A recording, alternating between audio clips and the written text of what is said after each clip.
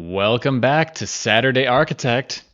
This is part 4 of my series detailing, narrating my experience building my own house as an architect. Last time I left off saying that we had completed the dry-in of both my house and my ADU. Since we're building two buildings at once, we were going at pretty slow paces. It wasn't going as fast as we wanted it to, and we could feel the deadlines of the 2-year building permits just creeping up on us. And so we decided to let the ADU languish in the dry-in stage to where it just had framing and some siding on it and roofing. It looked complete on the outside, but it was bare on the inside. You could see the studs. There were no utilities, no insulation, none of that stuff, just very bare, like a shell.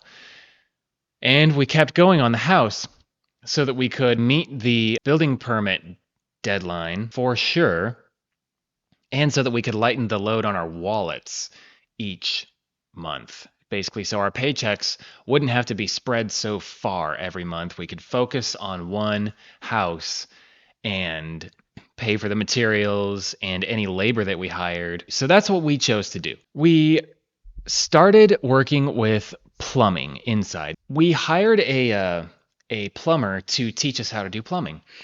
We also hired him to do some of the big work, so to speak. Things like hooking up the water main to the water softening system that we have, which basically means a filter and the water softener itself, and then also hooking the water lines up to the tankless water heater. We chose to go with tankless because we didn't have much room. We were restricted by the 1,500 square foot limit for the energy code reasons to keep costs down, since this energy efficient equipment is dang expensive. We also went with a tankless water heater because electricity is pretty cheap here. We don't have any gas appliances in this house. We don't use gas as a resource because electricity is so dang cheap. We have like 3 dams within the span of, I don't know, like 15 miles or whatever. They're not far apart from each other, and electricity is freaking cheap, and we're making use of that. So we chose to use an electric tankless water heater. It uses a ton of electricity. Anyway, we went with that. The plumber hooked our water up to that. That was later on, but we hired him for stuff like that. But my wife and I and mother-in-law, we all did work for just running the regular plumbing lines through the framing of the house. So through walls, through floors. And it was a pretty straightforward thing. Don't be afraid of installing plumbing, especially if you're using PEX. We did not use copper. Sweating copper is not a skill that I really wanted to learn under the gun, having a day job and feeling the looming deadline of the permit expiration date. So we chose to go work with PEX. We've heard good things about it. We felt like we could do it. When it came to the inspection, the inspector came out and he had us run the water and had us pump it through a vent. And we had one little pipe separation to where it rained down on us. It was on the concrete floor. Luckily, it was on the ground floor, so, no big deal. We had a puddle, but oh well, mop it up and it's fine. It was no problem. The inspector just stayed around, waited for us to fix the crimp and mop up the puddle, and then success. Okay, drain waste vent. That is going to be the water going out of your house. That was also something that we had surprisingly easy time with. We used ABS, which is, there's usually 2 different pipes for this. There's ABS or PVC, and we used ABS. They're both this thick plastic pipe. The drain waste vent installation process went well for us as well. So that was plumbing. Electrical was quite similar. My wife did more of the electrical than I did. We did something similar with plumbing to where we hired an electrician to help us with electrical installation. And once again, we asked her to do the big work, connecting from the outside power, the main power, to the 2 electrical panels inside our house. And then connecting anything. Once we brought wire to the panel, we basically just let it hang out next to the panel, and she connected all the stuff to the panel. Again, this might be pretty simple stuff, but we just didn't want to deal with stuff that was dealing with high amperage, which basically meant anything dealing with the electrical panel itself directly. But once something came out of the electrical panel, we ran it all throughout the house.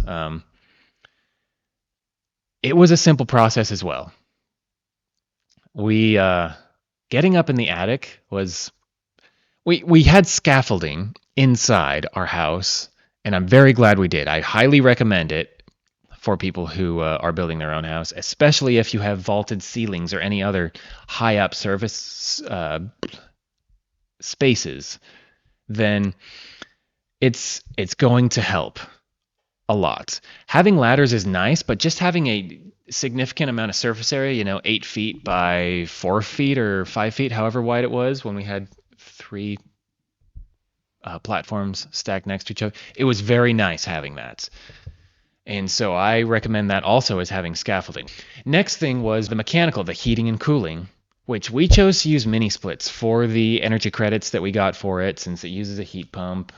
Washington State's all about heat pump. I'm pretty sure most states in the U.S. are. They're energy efficient, they say. I have my qualms with them now, and I'll get to that. But we chose to go with that. We also didn't have experience with heat pump or with mini splits. Not really. Like with hotels, a little bit, but not a wealth of experience with them. So we were kind of going in blind to this. That was something we hired an installer to do, a company to do. I'm glad they did it. It looks pretty simple, honestly. We hired a company to do it because we didn't want to spend the time nor the learn one more thing. We didn't have ductwork, which is something that if we had chosen to go with a furnace and ductwork, we probably would have learned how to install the ductwork and done it ourselves. I could only guess at that point. We learned how to do so many other things, might as well do that. Here is my review, so to speak, of having used mini splits for over a couple years now in the house. They work wonders for chilling. They are excellent at chilling a space. On a blistering hot day, they can turn your house into a refrigerator. It is like having your own air conditioned oasis. It's great. For heating in winter, it's a cold winter here. And every year now, for whatever, a couple winters or so, the mini splits fail to produce heat. Like they just will blow cold air in a somewhat warm house. And I say somewhat warm because the mini splits are not our only way of heating the house. I'm so glad we had the foresight to install cadet heaters, these in-wall heaters. They're your very basic setup where you've got a grate over a heating coil and it just blows hot air into a room. I'm so glad we have those to complement the mini splits because the mini splits just don't work well in winter. In retrospect, I wish we had also installed in-wall heaters in every room where we have a mini split. We actually don't have cadet heaters in the rooms where we have mini splits, and that is a regret of mine, though I couldn't have known it without having experienced the mini splits beforehand. It's not great, is my point, in cold climates. In warmer climates, like in the southern US, yeah, I can see mini splits working fine on their own. I still recommend having a backup form of heating, though. Okay, so that's the mechanical work that we had. That was all the stuff going inside the walls, floors, ceilings. Once we were done with that, it was time to move on to insulation. And that's where things seemed like they started speeding up. Installing insulation is quite simple. We hired a contractor, a subcontractor, I guess, to install the insulation. I wish we had done it ourselves. Yeah, it can get like itchy and whatnot, but when you put on enough layers, you're careful with it. If you protect yourself from it, like there's really no reason not to install the insulation yourself. It's just not hard to do. The walls were at that point filled in, and the last thing that we needed was to close them up with drywall. And that is the trade I will hands down, you even get a demonstration of it, say, don't do it yourself.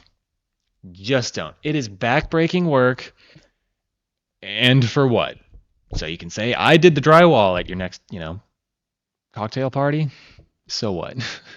Very toxic, heavy, a burden to work with. Don't do it. So many reasons. Don't work with drywall. If I had hired only one contractor to do the work, even though I have no experience working with concrete, I would hire someone to do drywall before I hired someone to do concrete. It's that much of a burden. It's rough. We would have taken easily a month, considering we were working only on weekends, some nights occasionally, but mostly weekends. The installers we hired did it in one weekend, 2 days. It was phenomenal. So, in summary, we installed the utilities ourselves, except for the mini splits. So that means electrical and plumbing. And we hired someone to do insulation. I wish we had done it ourselves. We hired someone to do drywall. I'm so glad. I thank God we didn't do it ourselves. And that pretty much got us to the point where we needed to start finishes, which is where we'll pick it up for next time. And that was also something that was quite the adventure. I will see you there in the next video. I'll talk to you later.